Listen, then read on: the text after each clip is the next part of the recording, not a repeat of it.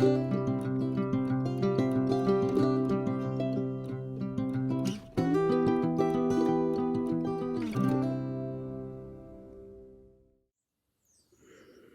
thing about grieving is that there is a time and a purpose to it. It's important to go through, as one might call it, the stages of grieving. It's important to let it run its course, and it will run its course. It will seem to take on a life of its own. You may find that sometimes you're questioning yourself, saying, why is this taking so long? And yet it's important not to rush the process. But as I've mentioned in previous videos, you do discipline it, you do guide it, let's say. Discipline sounds like, we're going to try to get it out of here, but guiding is probably a better term to use. And recently what I've found after, I forget what day I'm on now, June 18, and today is September, I think it's September 18.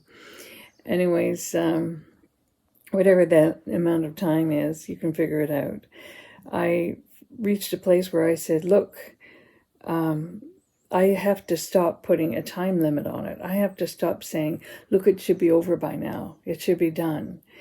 It may take longer than I imagine. And sometimes I've actually felt a little embarrassed that I'm crying about a cat. But this cat was an integral part of my life.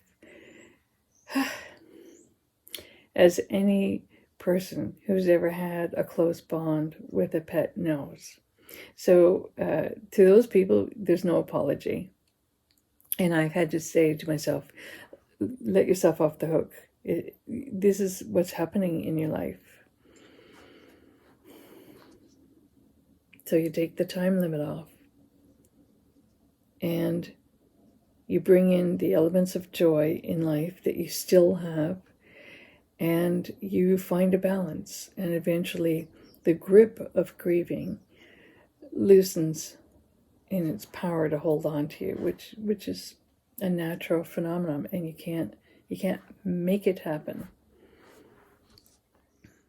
So I've been using a lot of creativity to help fill my time, distract myself, and be productive, get something done.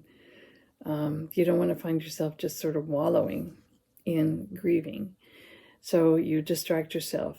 So with this video, let's have a bit of fun. I made a plaque as a memorial for Bailey, and I'm sharing how to do that. So I hope you enjoy it, because the techniques used can be used for anything that you want to create in terms of wood and decoupage and transferring images to your wood item. Anything for decoration. One of my favorite places to shop for crafts is Hobby Lobby.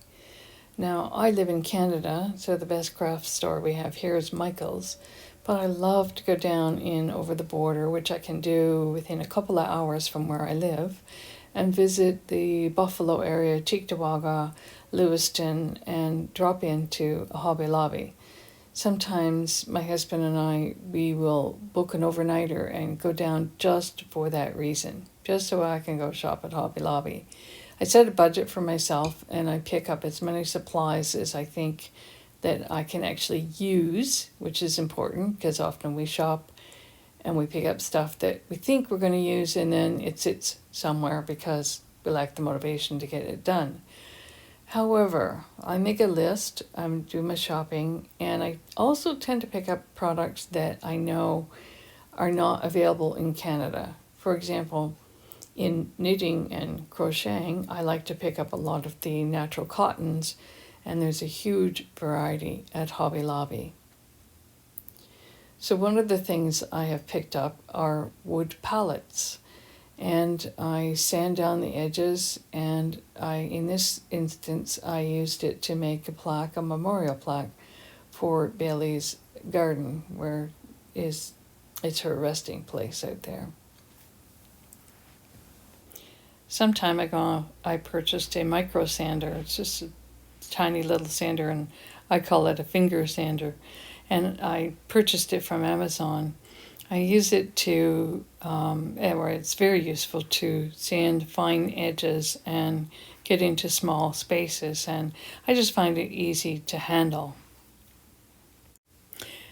After I have initially sanded the wood and it's all nice and smooth, I seal the wood with some Mod Podge. The reason for doing that is because any design work that you do on it will stay a little more on the surface as opposed to being really fully absorbed into the wood. Any words or drawings that I want to transfer onto the wood, I use this carbon paper. So I have my drawing that I've created. I may have printed it off on my inkjet printer, and then I use the carbon paper underneath and I trace over my design. I purchased a multi-surface fine tip paint pen that I use to go over the edges of my design. After each application, I do give it a light sanding. Then in this picture illustrated here, I have used a napkin to decoupage onto the board to add to the design. Once I have my design set with the decoupage on it that I want, I cover the whole thing with a coat of Mod Podge to help it set.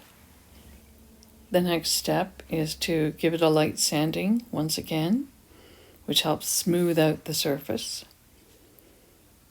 And then I would use I might give it a second coat of Mod Podge. And then I finalize it by giving it a coat of Krylon sealant. It helps. In this case, I was putting it outside, so I wanted to make sure that everything was sealed well, so that it's going to be subject to rain and sun and so forth. And it worked well. It stayed well for the season, and since the fall is beginning, I have now brought it indoors for safekeeping. For those who are interested, I also planted some lavender over Bailey's resting place. These are all small little steps, maybe big things that we do for ourselves to help bring a level of comfort to our heart. It helps us to feel connected to the one that we've lost.